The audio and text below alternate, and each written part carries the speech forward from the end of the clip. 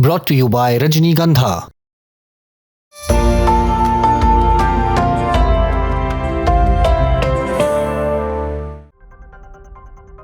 America Iran के 3 अलग अलग सीज़फायर प्रपोजल से उलझन में पड़ गया है और अमेरिकी मीडिया ने इन्हें छापकर लोगों को और भी ज्यादा कंफ्यूज कर दिया है। यूएस के वाइस प्रेसिडेंट जेडी वांस ने मीडिया से बातचीत में ये आरोप लगाए हैं। उनका दावा है कि ईरान की ओर से अब तक 3 अलग अलग सीज़फायर के प्रपोजल्स आ चुके हैं।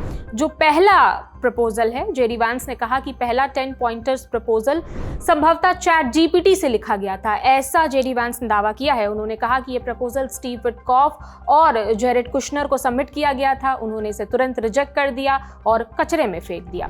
जेडी वांस ने आगे कहा कि दूसरा 10 पॉइंटर्स प्रपोजल पहले की तुलना में थोड़ा बेहतर था। ये ईरान और पाकिस्तान के बीच जो बातचीत हुई थी उसके बाद आया और इसी प्रपोजल का जिक्र प्रेसिडेंट ट्रंप ने ट्रुथ सोशल पर भी किया था। जेडी वांस ने आगे कहा कि जो तीसरा प्रपोजल आया था वो पहले वाले की तुलना में और भी ज्यादा मांगे उसमें जोड़ी गई थी, जो सोशल मीडिया पर अब फैल चुकी हैं।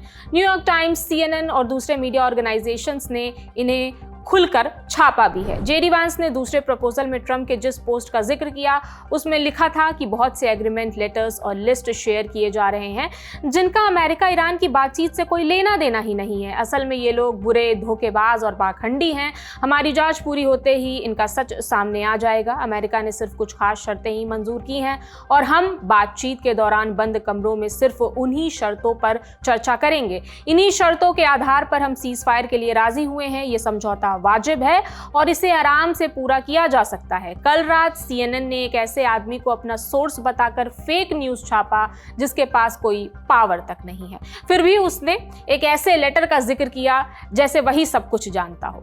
डोनाल्ड ट्रंप ने अमेरिकी मीडिया पर फेक 10 पॉइंटर्स प्रपोजल छापने का आरोप लगाया। सीज फायर प्रपोजल की कवरेज पर अपनी मीडिया को भी लताड़ा। CNN और न्यूयॉर्क टाइम्स को फेक और लूजर तक कह दिया। डोनाल्ड ट्रंप ने अपने इस पोस्ट का स्क्रीनशॉट आप अपनी स्क्रीन पर देख रहे हैं।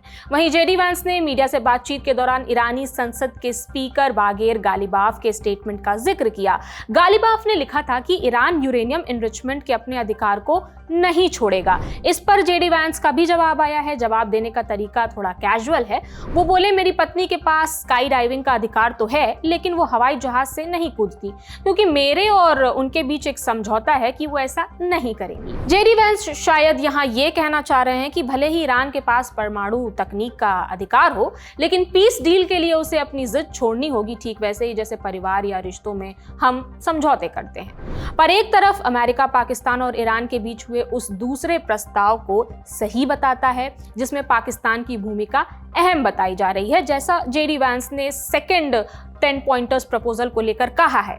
लेकिन जैसे ही पाकिस्तान के पीएम सोशल मीडिया पर लेबनान का जिक्र करते हुए उन शर्तों को पब्लिक करते हैं, अमेरिका और इजराइल तुरंत इससे पल्ला झाड़ लेते हैं। अमेरिका में पाकिस्तान के राजदूत रिजवान सईद शेख ने CNN को एक इंटरव्यू दिया है।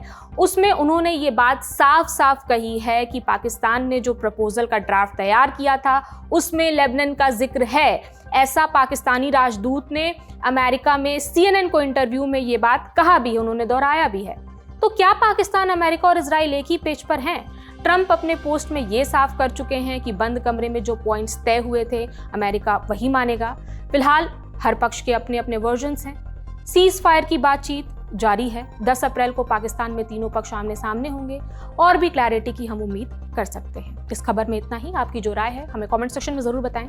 मेरा नाम प्रगति है। देखते रहिए दी लल्लन टॉप। शुक्रिया।